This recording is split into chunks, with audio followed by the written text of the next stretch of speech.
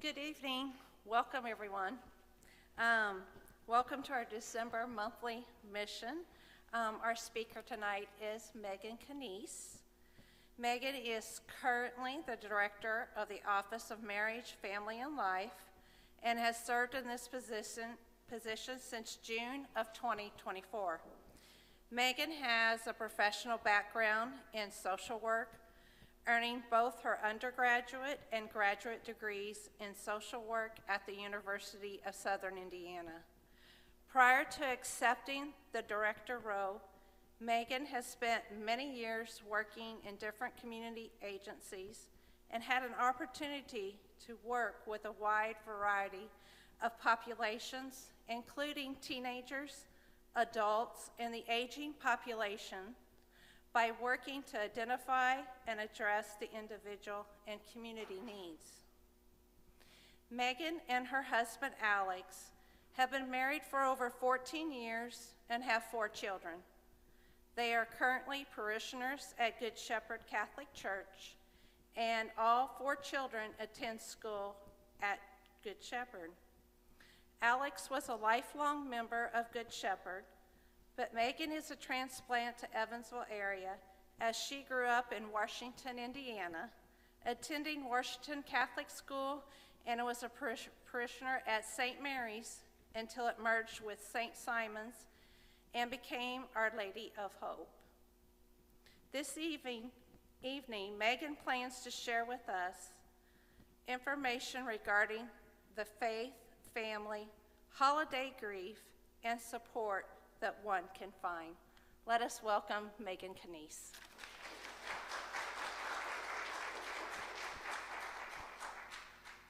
Hello. Is this thing on? I'm going to go with it's on. Thank you all for being here. First, I'd like to start with a prayer because, as I told Anne, the Holy Spirit is the one who is guiding this talk, not me. So in the name of the Father, and the Son, and the Holy Spirit. Heavenly Father, thank you for the individuals who have attended this program tonight and are attending these monthly missions each month. It's a great joy to see a community of believers coming together to support one another, to learn about their faith, and to walk with each other. I ask the Holy Spirit to guide my words, to say what needs to be said, and to have an audience of listening ears and open hearts. So, in the name of the Father, and of the Son, and of the Holy Spirit. Amen. All right. So, I have actually not given this talk before, but that's fine.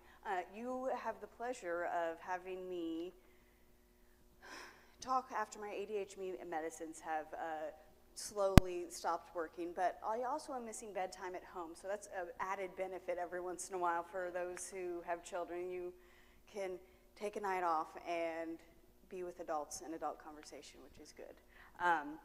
So as Anne was saying, I'm a transplant to Evansville, so I've been here since college in 2004, but I still, over 20 years, get lost. I try to avoid the Lloyd Expressway at all cost because it's terrifying when I'm used to country roads and tractors taking up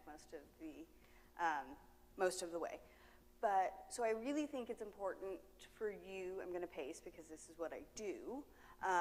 For you to know a little bit about me and what gives me the authority to talk about grief, because grief and holidays and family are all something that all of us have likely experienced, whether it be the loss of a loved one, the loss of innocence, the loss of expectations.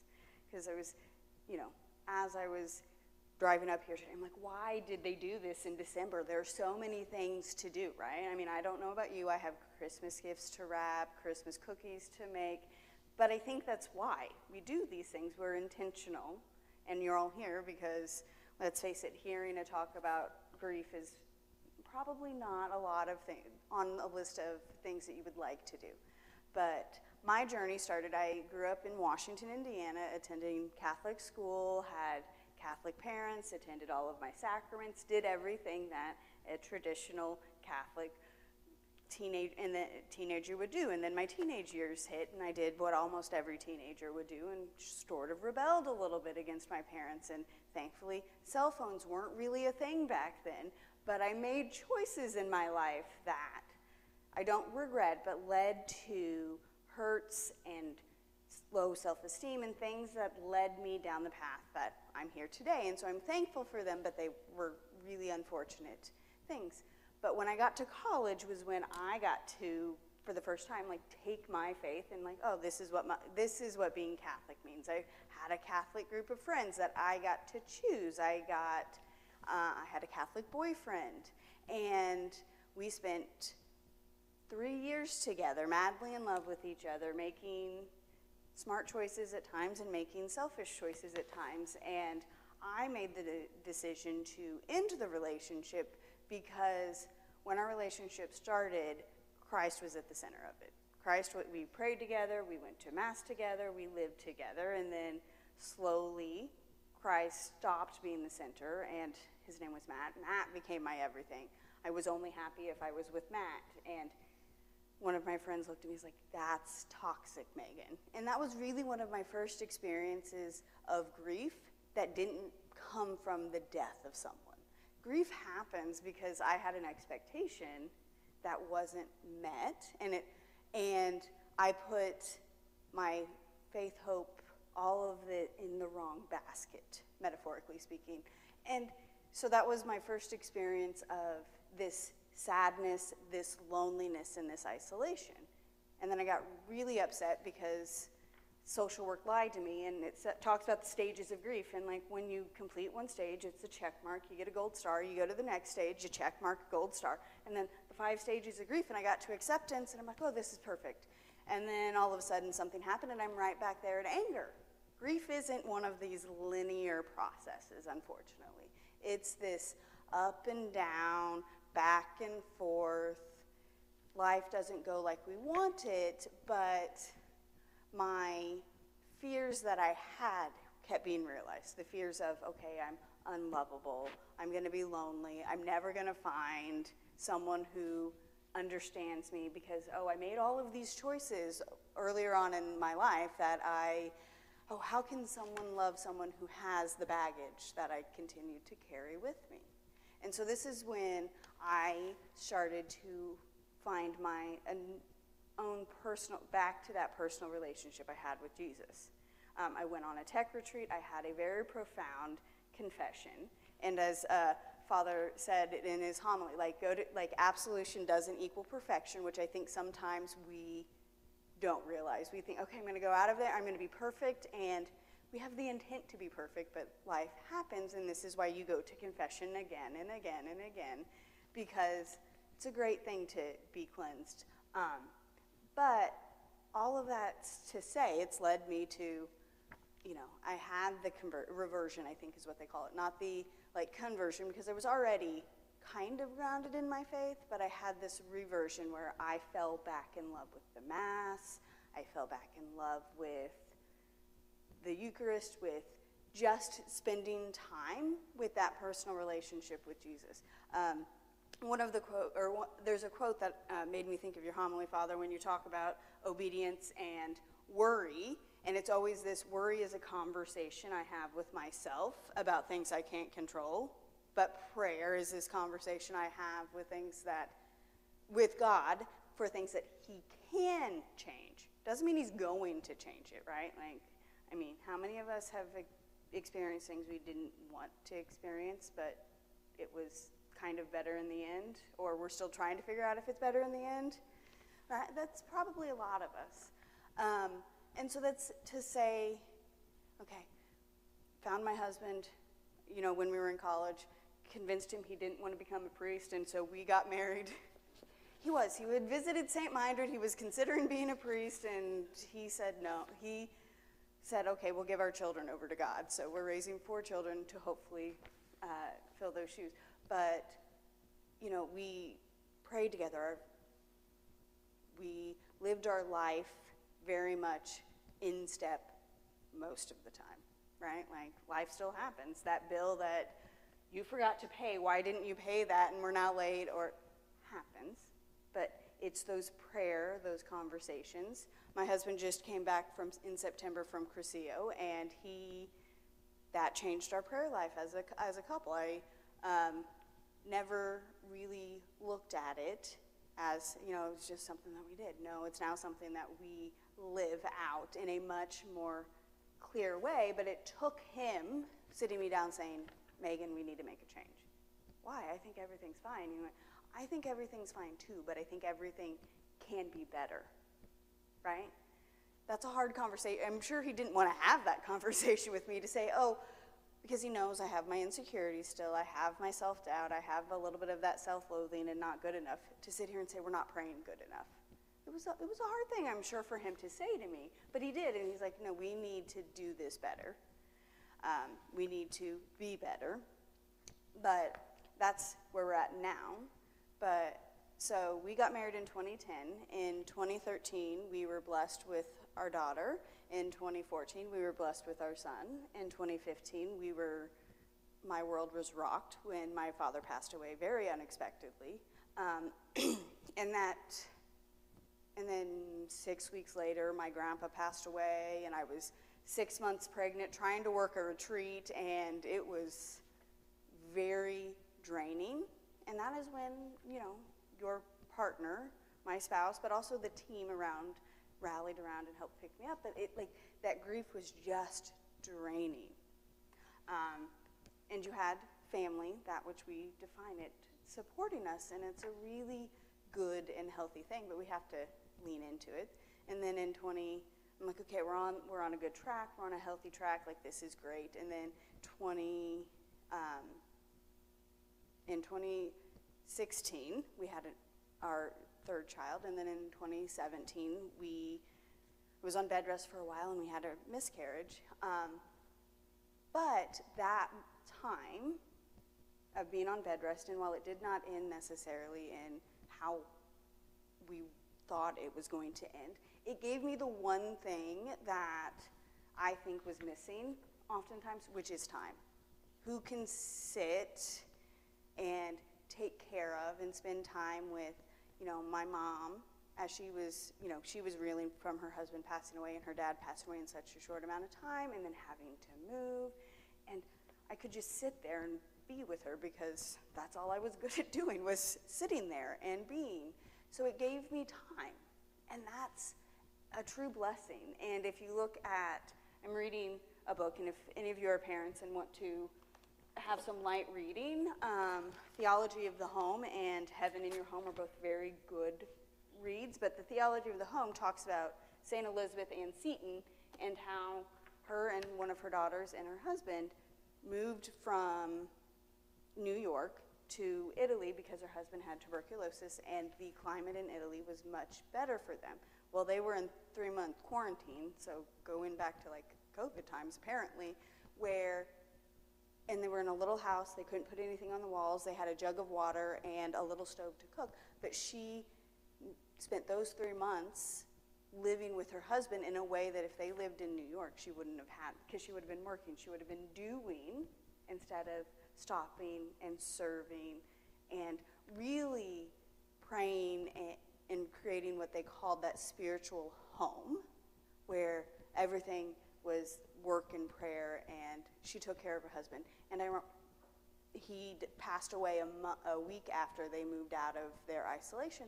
But in her stories that she talks about how she was given that time to be with her husband in a way that was so unique. And I think back to my miscarriage and how I was on bed rest in it while the baby is in heaven, and we named Bernadette is the child's name, because it's always important to name the child.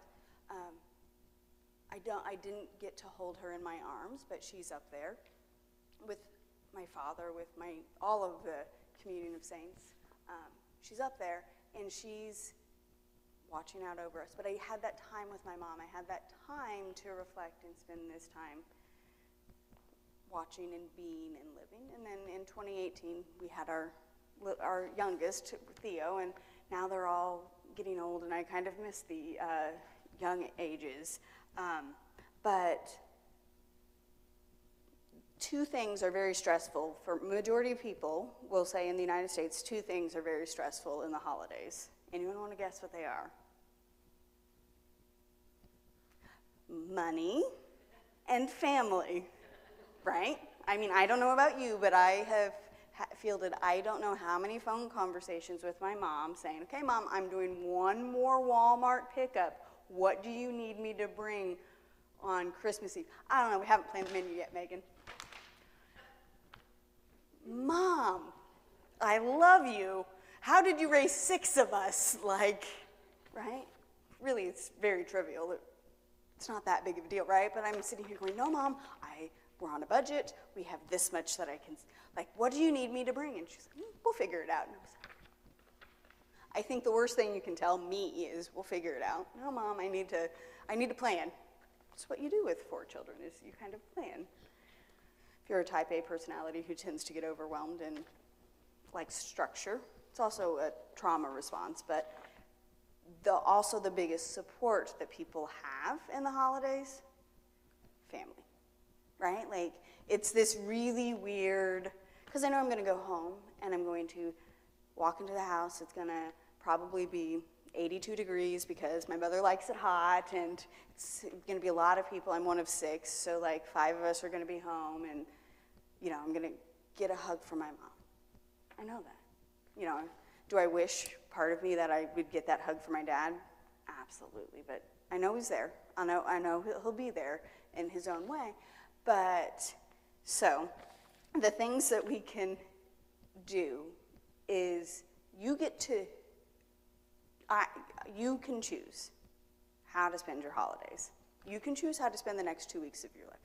You don't necessarily feel like you have to go visit this family member that is draining on me, that is really negative, when I'm not in a space that I can handle that negativity. Yes, it may have ripple effects, but you choosing how you want to spend your holiday. And it's really important for me, what I've discovered is really important, is choosing the things and the people that bring me in better relation to the Eucharist and to Jesus. Because we are not ever, like, when I was in private practice, oh, this happened, can you make me stop feeling this? No, I'm sorry. Feelings are natural. It's what we do with them. Pain's natural. Anger, it's natural, it's okay. If we look at the Holy Family as a nice representation, and the image that I think of whenever I think of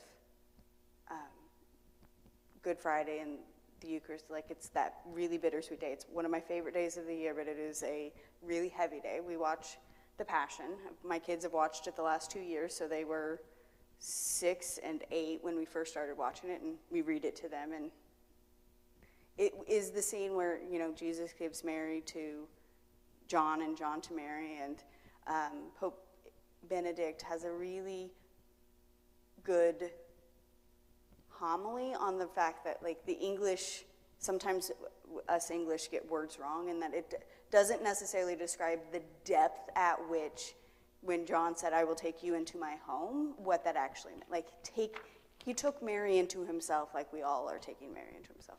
But, her heart was pierced. She looked at this child that she raised, that she loved. She kissed his feet. She kissed his little chubby cheeks, I'm certain. She changed his poopy diapers. She fed him. She did all of these things. And then she held him in her arms. All that pain, all that emotion, and she still knew what she did was good.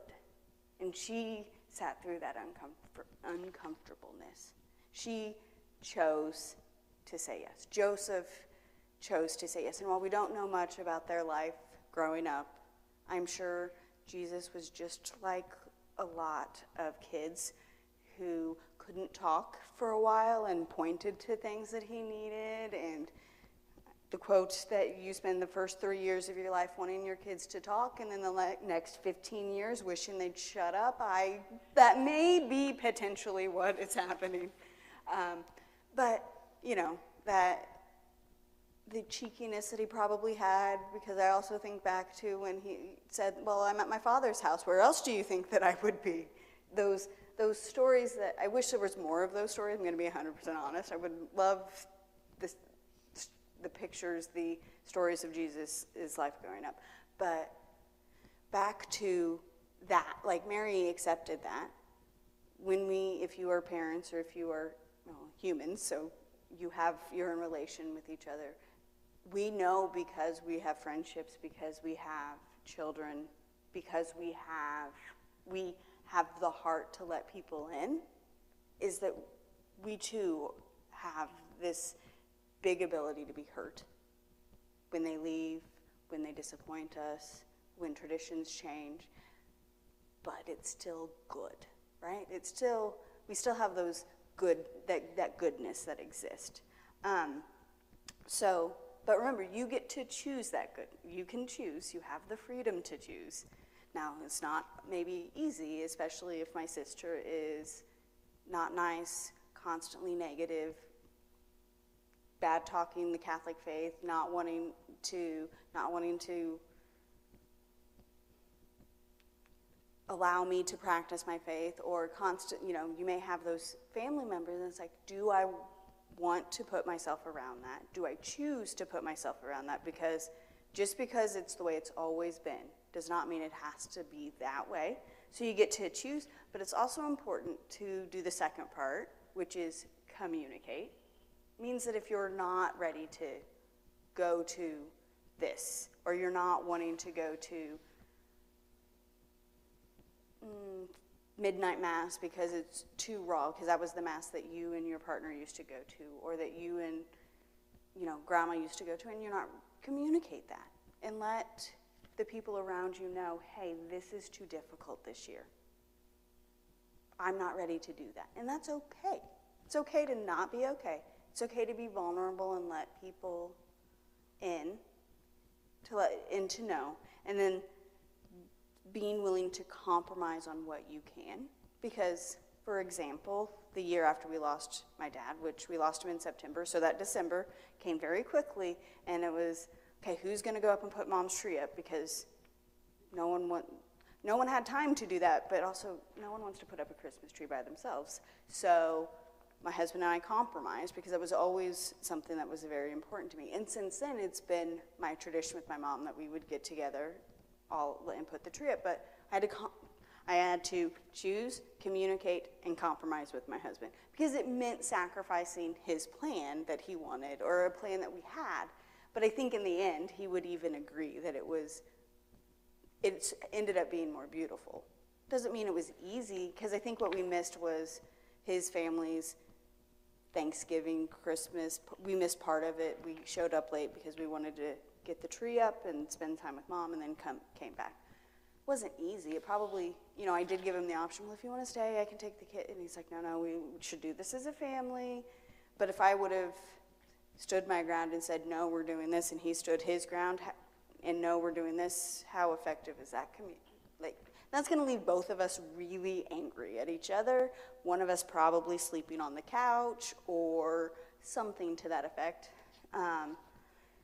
But that, those 3 C's: choose, then communicate, and being willing to compromise. Now, there are things not to compromise on. For example, it's never been an issue, but, we know we're going to church, or we know we're going to do this, because it's important to our faith, it's important to my family tradition, and so you don't have to compromise on those things. Maybe it's compromising on the time, or maybe it's compromising where you go, if you're willing to. But those are the important things. And if you have experienced loss, ironically, the first year is hard. They talk about the second year being the most difficult year, because the first year is oftentimes the year, and Mom says this is very true, with, oh, this is the first year that Mark's not here, so we should make sure to extend the invitation to Debbie to make sure she knows she can come. We should do that, like, that first year, everyone's very aware. By that second year, because grief has no timeline and we all grieve very differently in that relationship, people kind of look, you can feel sometimes that people are looking at you like, why aren't you over this yet? Or, what do you want me to do about that? Type thing. So, recognizing that just because we made it through year one, if we've lost someone, year two can be difficult, but also can be those milestone years, because I've had individuals that I've worked with, but also, like, if they've lost a child, then the year that they would have graduated high school can be a little bit more difficult, or that 16th birthday, or those kind of milestone moments, because I don't necessarily think for my mom it's ever easy for her to go through their anniversary, nor would it, but it was particularly more challenging when it would have been their 45th wedding anniversary, because those are milestones. And so as family and as people, if we've experienced that loss, maybe that's something we can be more in tune to. If it is a loved one or a friend, maybe also being more in tune with them as well, because we can be that family, that support network for people who choose us, whether it be within the parish or outside of the parish, our friend group on Facebook. So the things that oftentimes come from grief is this one thing that I think people hold a lot of guilt for, which is this questioning God, right? A priest always told, it's okay to question. It's okay to ask God, why did you do this? You're not maybe going to ever get an answer that, like, means, that equates, like, oh, this is why. But God's big enough. God loves us enough. He can hear us talk to him in a very stern voice and tears streaming down our face. Why did you do this? And it's okay, because sometimes getting it out and talking with God, whether it be in the confessional, whether it be when he's in the Eucharist, or laying in bed, it's okay. He can handle it. He can take on that. But that's also a difficult emotion to feel, because I think sometimes we feel we shouldn't be angry, right? I should just be thankful for the time that you had. That was, I think, the pet peeve when the miscarriage, like, just be thankful for what you had. And it's like, I can be, but I can still be angry, can still be really ticked off. I'm not going to cuss in church, right?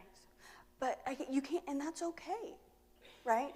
No emotion is innately bad. God gives us the emotions, but it's our actions, right? And so if yelling and talking with God actually opens up the avenue of communication with God, perfect. Because I don't know if you've ever, like, unleashed and unloaded a lot of stuff that you've been bottling up on someone, and you're like, oh, I feel so much better. Like a weight lifted. Happens with God too. Like, get that weight lifted, and it's like, oh, I see clearly now. And he's big enough and loves us enough to take that on for us, right? So it's important to me, what I have found healing in is in the sacraments. Then, okay, I'm angry at God, I probably said something and did something, I need to go to confession now. That's all right, Father's there. I have a priest on speed dial that I'm like, Father Jason, I need to go to confession. It's that added benefit of working at the diocese that I know what priests are there on what day to who I can go to confession with. It's a great thing. It's also important, and I think one of the things is grieving each loss does look different. For me and my sisters, it looked very different. I take the anniversary of my dad passing away off every year. It's becoming, my therapist told me, do that, because you're not emotionally equipped for the first 5 years it's just too raw, it's too new. She said, take it 5 years. I've decided it's a great thing. I'm just going to take it for the foreseeable future. my other sister throws herself into work that, she's an accountant, she works with numbers, she doesn't work in feelings, so it's not as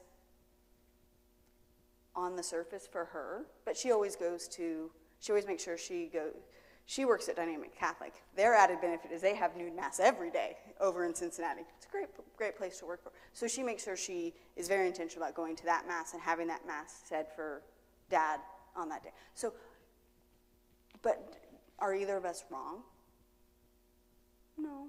No, but she could look at me and be like, oh, why are you taking the day off? And I'm looking at her like, why are you working? Like, how can you work? We are two very different people, right? And that's what happened. I have two sisters who are teachers who I think would love to take time off, but it's more work to take time off for them than not. So,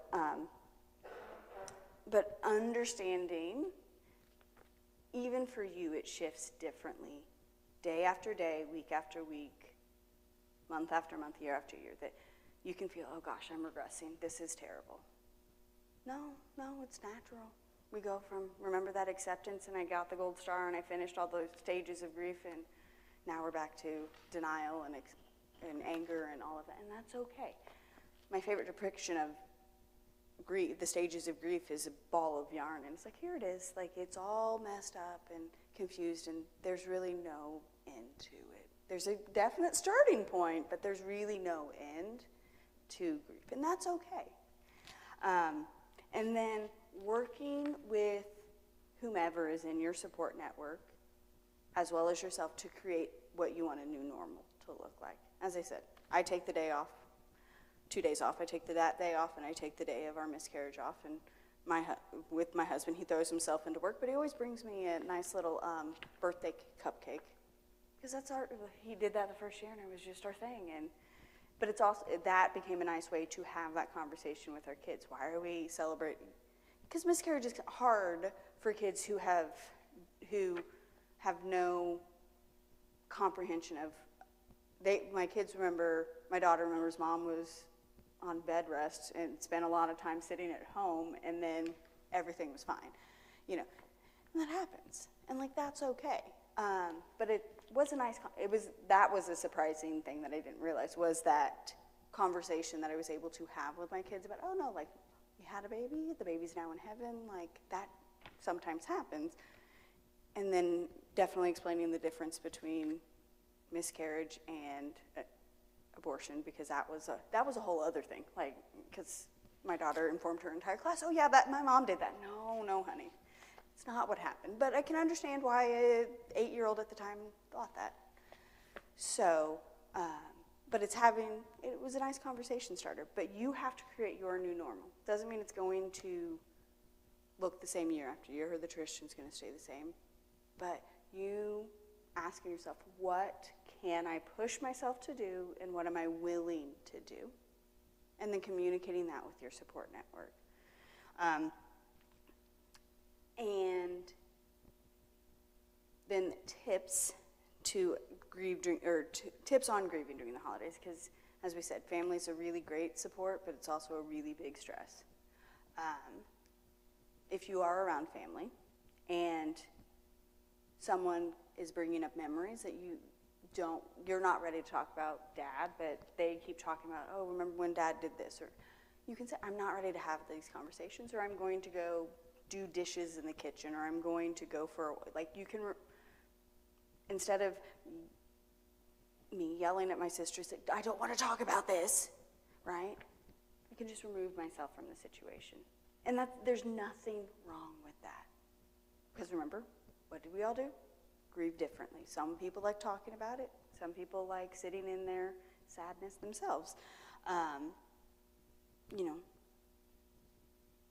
if you are the one who does want to talk about it, but no one else in your immediate family wants to talk about it, potentially find that friend that is willing to hear you. Because sometimes it's just getting it out. I know you never knew my dad, or I know you never knew this person, or you may not have even known that this happened to me years ago, but I need to talk about it. Can you listen? Right? Because if a friend comes to you and says, hey, can I just talk? Can you just listen? Yeah. Most of the time we'd be able to create that space. Yeah, you have to be aware if it's, you can say no, but be vulnerable, put yourself out there. Create new traditions. Do something different, because the holidays can be the same, especially if you're off of work for an extended period of time. It's the same thing. I wake up, I get my coffee, sit there and watch something on TV. Like, it can be the same mundane thing.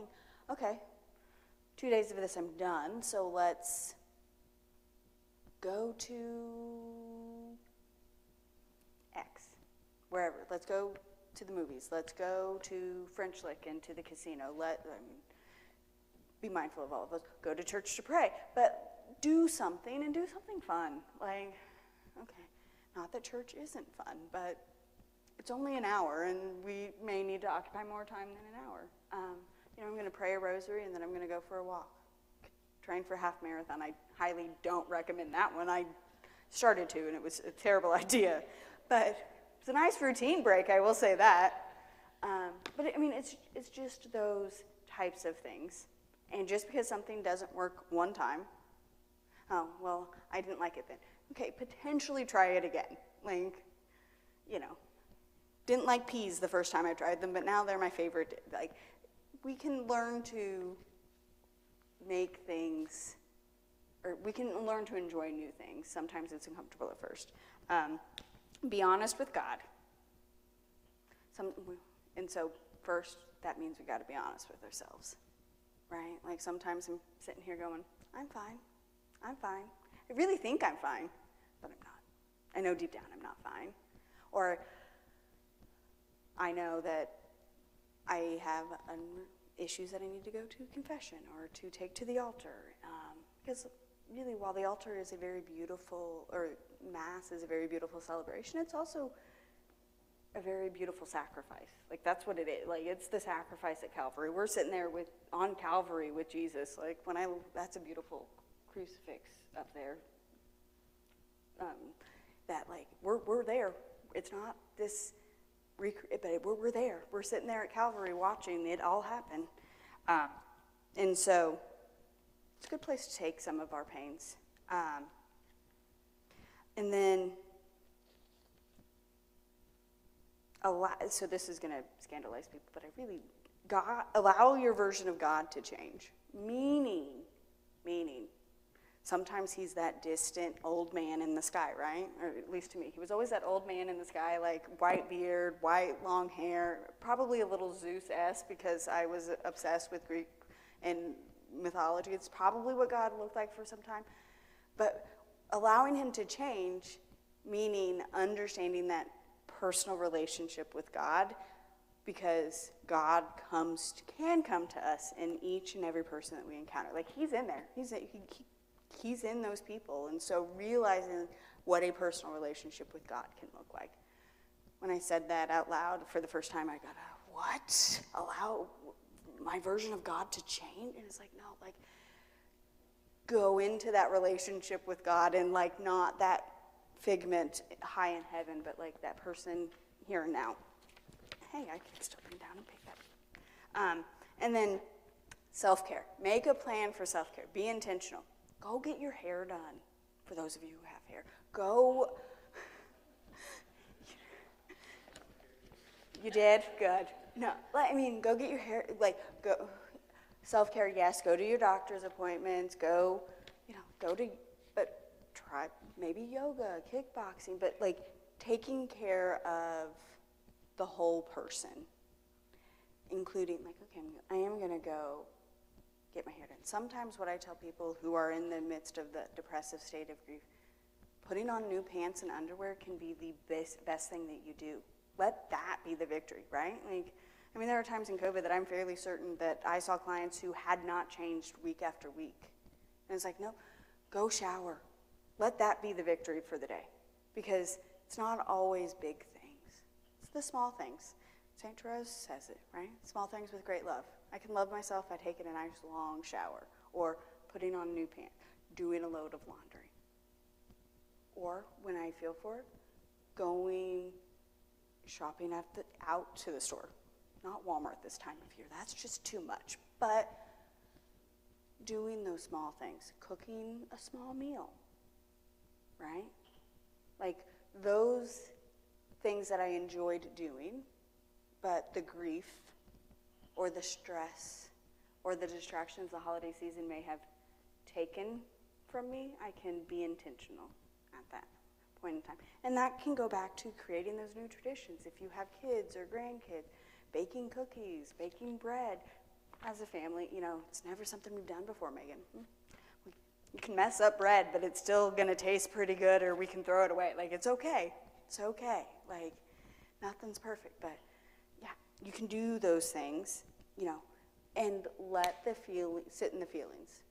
Sit in the anger, sit in the sadness, sit in the goofy chuckledness when you think of, when the person that I lost did, like, they would have loved that. They would have found this hilarious, and remembering their laugh. That's one thing I do wish I had. I wish I had my dad's laugh on record, but I still hear it. I'm just worried about the day that I don't, but it's okay. God will take care of it. And then, because this is me, I always encourage you to plan what you're going to do be a planner. That's just me. Plan what you're going to do for the holidays, but also have an exit strategy. Like if you're going to a holiday party, or you're going to, and it just becomes too much. I'm too overwhelmed. And you're with your partner or with your kid, if I say this words, that means we need to leave. And I'm not going to have the ability to disappoint my family and say, we need to leave. Then as my partner, okay, I'll do that for you. I'll tell them not that I encourage lying, but there's an emergency, and it is an emergency, but there's an emergency that came up with the other side of the family, or we need to get going because of this. Don't you remember, honey? That's okay. Have that exit strategy, even if you're by yourself. Okay, if I start feeling like this is what I'm going to say, and I'm not going to tell anyone bye because I don't want to answer the questions, and I'm going to send a text message saying, hey, sorry, I just got overwhelmed, or I had to leave. Love you all, happy holidays and Merry Christmas. So plan what you're going to do, but also have that exit strategy, and that's okay. Doesn't make us weak, doesn't make us not love family and friends and what we're doing, but it is saying my mental health, me matters, and I'm going to take care of myself. And then this is the one that comes after, is prepare for that letdown. That, okay, I equate it to every year at Christmas, I really, really got very excited, but then I was always let down, oftentimes. Not because I was one of 6 kids, and we had one parent working, and so of course I was not going to get a new bike every year, right? I was disappointed. Not maybe to that extent, but you are going to adjust to a new norm. It may be better than you thought, but if you've lost someone and this is one of the first holidays without them, it's going to be different, and it's okay to be disappointed. It's okay to say, it was great, but I did miss Dad being here. Perfectly acceptable. Remember, we're being honest with ourselves and honest with our feelings. And then, of course, what I always say, find a good grief counselor or priest, but I believe that sometimes professional help is important to help guide you through after the holidays even. There's nothing wrong going and talking to a professional. There's nothing wrong with seeking counsel from someone who's also not in your inner circle, because sometimes our inner circle has a little blinders and you're doing fine. You're doing fine, honey. You're fine. You don't. No, I'm really not. I'm masking, or I'm bottling, or I'm pretending. It's okay to not be okay, right? Like we talked about. And it's okay to ask for help. And while I love and value our priests a lot, some of them don't have the time to see you as regularly as you possibly would need to see a professional, or they have some training, but not a lot of training when it comes to mental health and these aspects. And as I said, I love our priest, but a professional is good. Because it is nice to have a unbiased, neutral opinion of who's not in your inner circle. And then the number one thing do not put that prayer life on the back burner. In fact, lean into that even more. You know, okay, I was praying a rosary a day, now I'm going to pray two. Because I'm going to do one very much intentionally for those souls in purgatory, right? Like, now I have the face of someone who's in purgatory that I have a close relationship with, while we all hope and pray that our loved ones are in heaven. Sam Timbarge, God rest his soul, if anyone knew him from Good Shepherd, he would always, before he passed away, every time you would offer prayer, he would offer a prayer for the souls in purgatory, and he said, if I die before you do and you don't pray for me while I'm in purgatory, I'm going to throat punch you. That's what he said. So now, the night's all now. It's a running joke, but I mean, the reality of it's there, that like, I think souls in purgatory, the communion of saints, tend to be very abstract things until we have a loved one who is not here, and then we really spend time thinking, did they make it to heaven? Or, yeah, we want to believe that they're in heaven and in the communion of saints and joining us at every Mass that we have, and, when the Eucharist is. But there's also, nope, we're still praying for those souls in purgatory because I have a face. Because that's what helps all of us along the way, is the face of someone walking this journey with us. Doesn't necessarily mean our partner, because there are times that I get really annoyed at my husband and I have to talk to someone, and that's normal. Then I come back and we do better and get better, but it's those normal kind of things that it's okay to not walk this life alone. Because isolation oftentimes breeds self-hatred and this unlovability that we think about ourselves. And we say those nasty and mean things like, how could anyone love you? How could anyone, you are right, like you are broken, you are damaged. I always said, yeah, I'm broken, or I'm damaged, but not beyond repair, because I got a confessional for that. I got the Eucharist for that. But I have to pick myself up and do those things, right? I can't just sit in the pew thinking, okay, Father's going to absolve me of my sins. One of these days I have to do the action to do those things. But yeah, I don't know how long I've talked, but that's what I'm here for. But yeah, does anyone have any questions for me?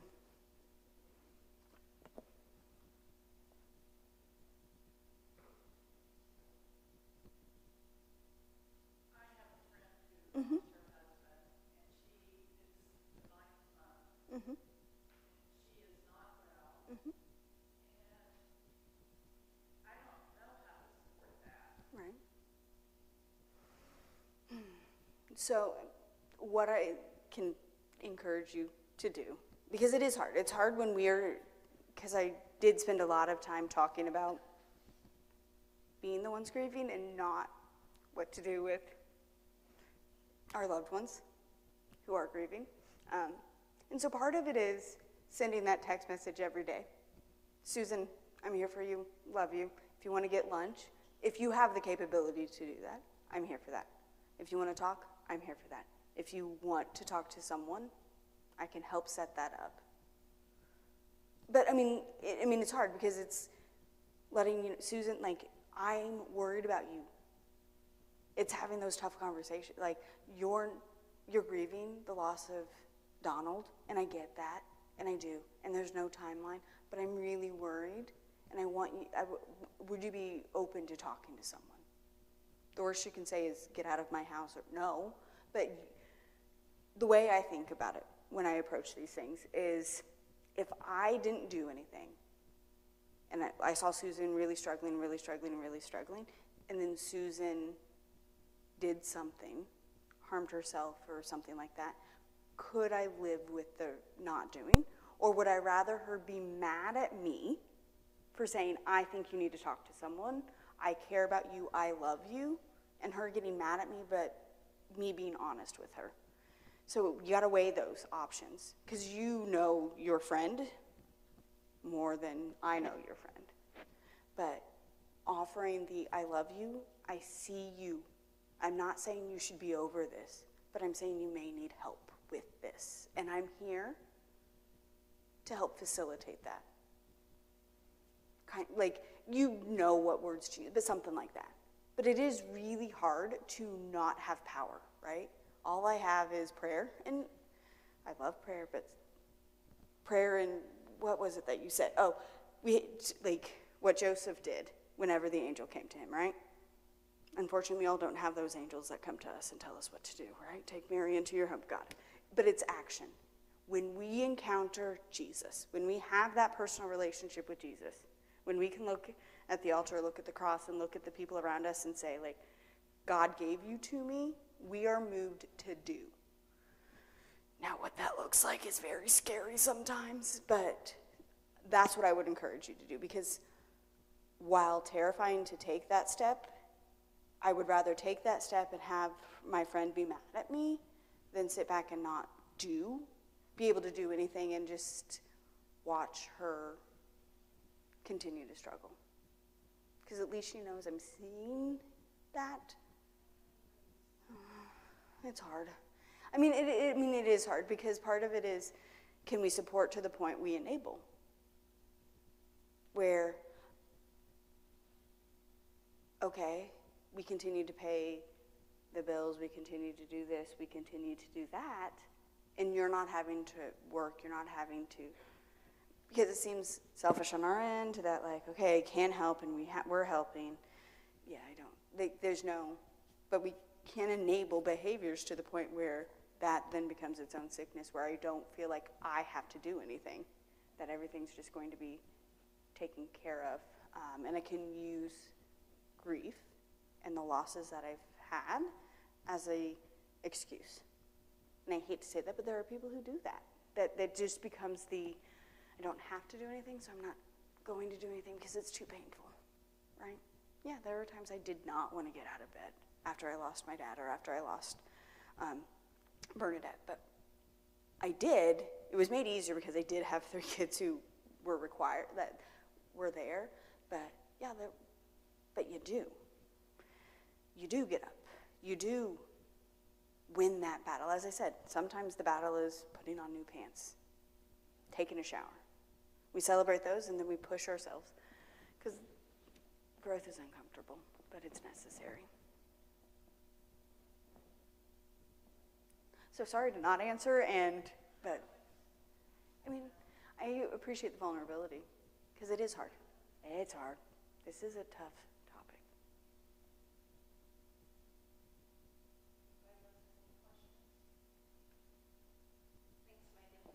You're welcome.